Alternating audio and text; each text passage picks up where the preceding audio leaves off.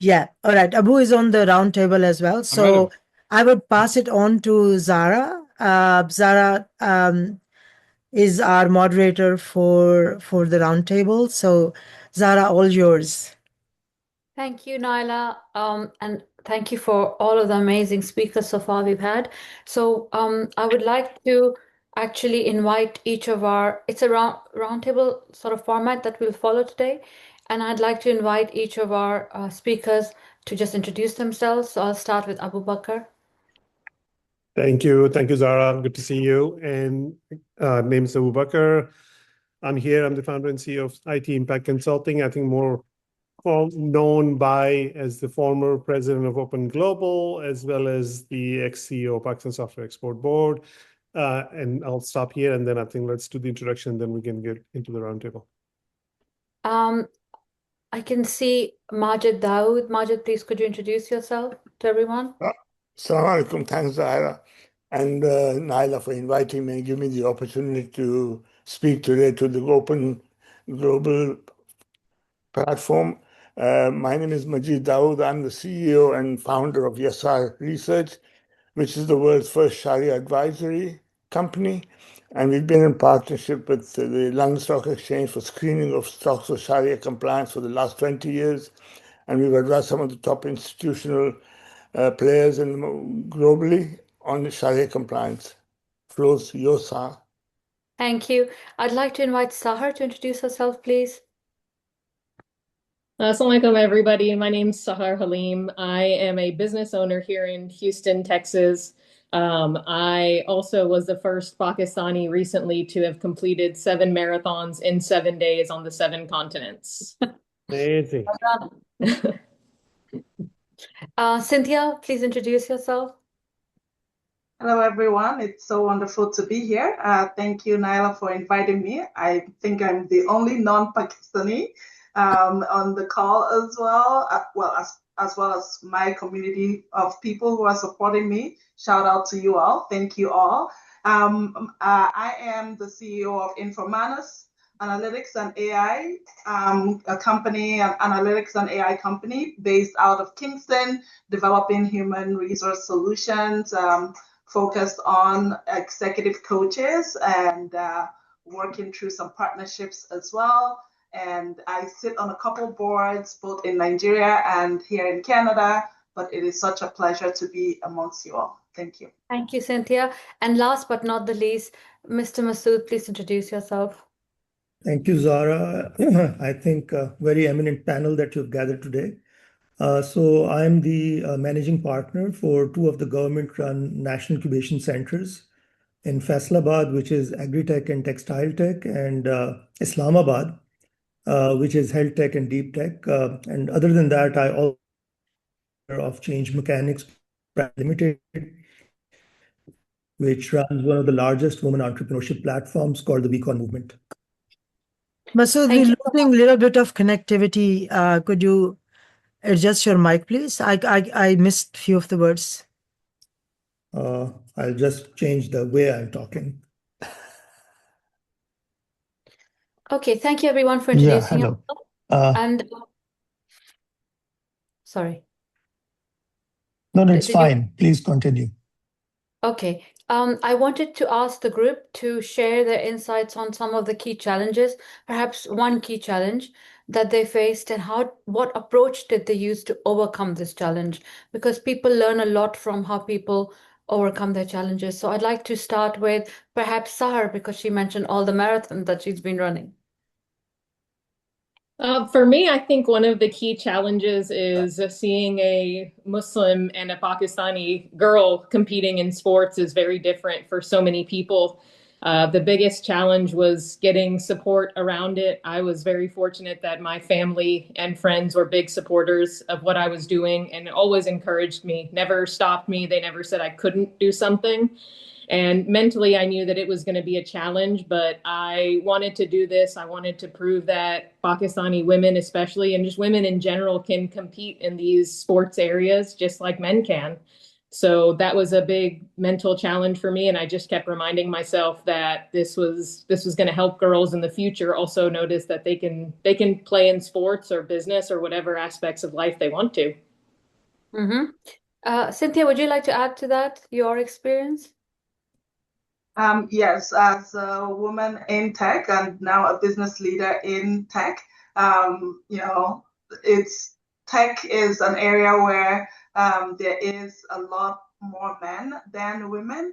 And now being in AI, in the AI field, there's even less women. And, kind of think about with AI, the bias in AI against the women because artificial intelligence and the tools that are being developed today currently use historical data, and that historical data is based on data that has been out there for some time. And historically, women not necessarily considered in many of the data that is put out. Men have been the biggest players in the field.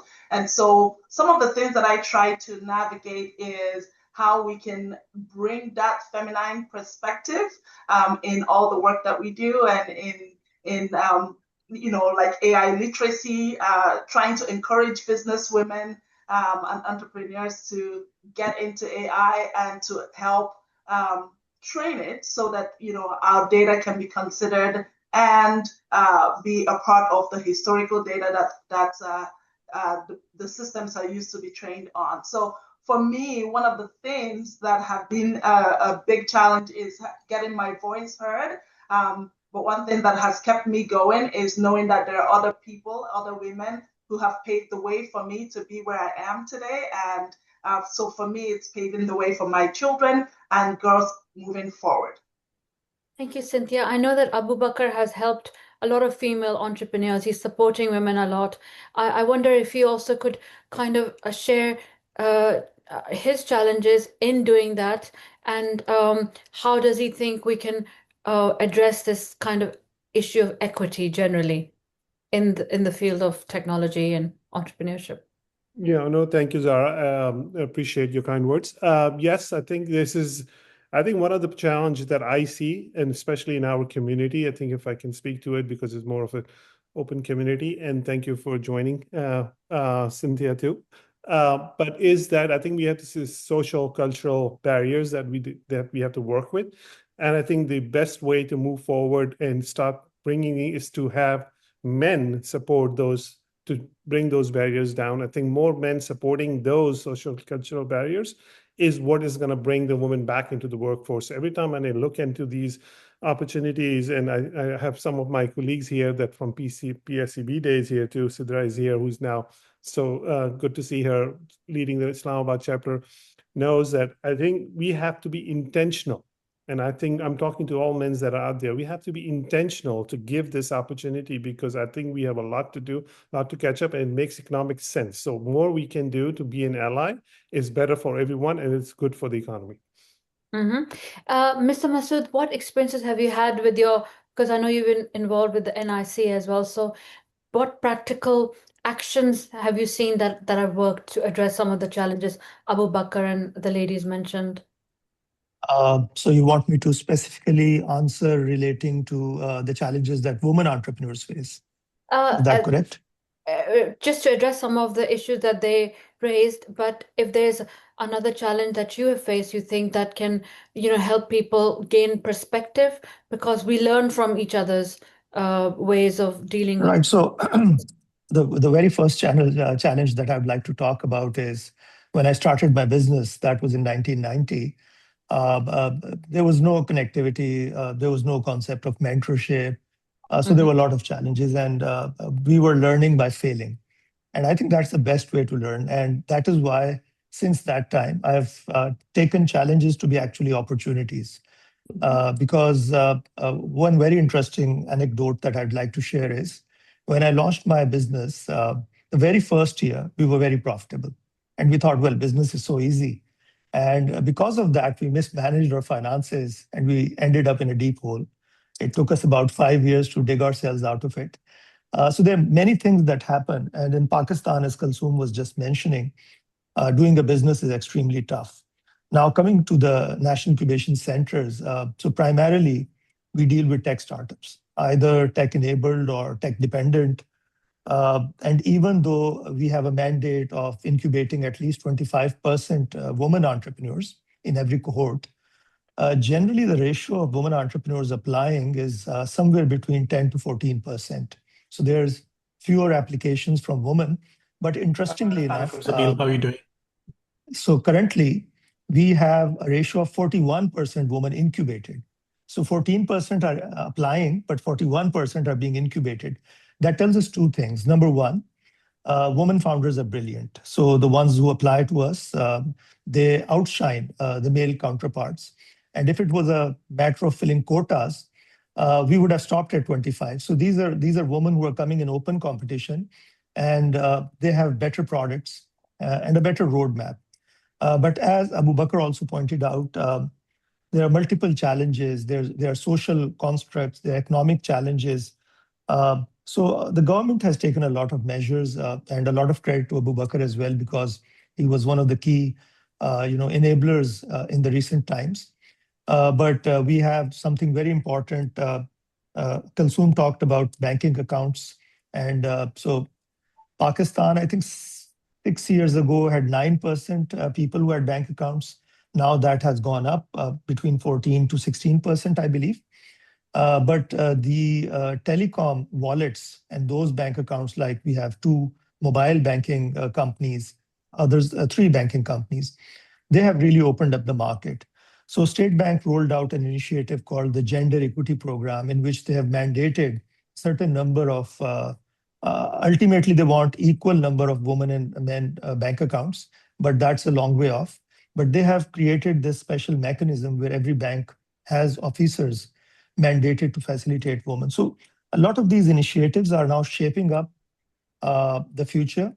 But Kalsoom did mention this, that the investment available traditionally to women entrepreneurs is very little, probably, I don't know the exact figure, but it's probably around 20%. So a man is probably 4 times as more likely to get funding than a woman entrepreneur. So apart from this, I think currently the biggest challenge, I also run this series of conferences and, a tribe also of women entrepreneurs. And so we did a conference in 2019, and this was around the biggest challenge that we found through our research. And the biggest challenge, surprisingly, is not socio-economic, financial, which are the challenges that most people point out. The biggest challenge was Iqbal's concept of khudi, that the women were reluctant to take the first step because they felt that they will not get an equal chance. And they felt that effort will be wasted. So this entire conference and the movement is around this theme that, take the first step. And we would love to see probably 60% applicants coming from women entrepreneurs and 40 from men. But right now, only 14%. That means that women are reluctant to take the first step. So that is a self-belief problem, which needs to be addressed. The other things are basically foundational. We are trying to build a better ecosystem, but we need to also give courage. And I would again, reiterate what Abu Bakr said, the allyship. The men have also to encourage women entrepreneurs to take the first step and then support them in that journey. And we have very few role models right now. But once these women start succeeding, we'll have a lot more, hopefully, and that will inspire probably thousands of more entrepreneurs.